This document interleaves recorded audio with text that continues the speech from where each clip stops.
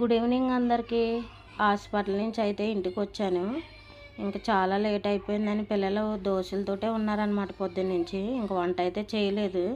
మా ఆయనేమో పక్కింట్లో చూసుకుంటూ పక్కనే ఇంకా ఇప్పుడే వర్క్ నుంచి వచ్చి మా పెద్ద పిల్లని తిడుతున్నాడు. కొంచెమైనా తుడొచ్చు కదా అనేసి, మొత్తం క్లీన్ చేసి కొంచెం తుడొచ్చు కదా మమ్మీ, కొంట్లో బాగాలేదు కదా అని తిడుతున్నాడు.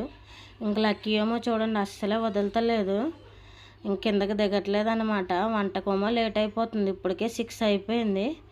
ఇంకా ఎలాగైనా ఆడించి వదిలి మెల్లిగా జంప్ అయిపోదామనేసి ఇక్కడ చూడండి తను పొడుచుకుంటున్నాడు, పాపకైతే పొడుస్తుంది. అట్లా ఆడించి మెల్లిగా అయితే జంప్ అయిపోయాడు అనమాట. ఇంకా పాప పడిపోతుంది తిట్టా అని అనగానే గమ్మున మా తిట్టే వచ్చి పట్టుకుంటుంది అనమాట. పిల్ల మంచి పడిపోదు ఇంకొంచెం ఉంటే.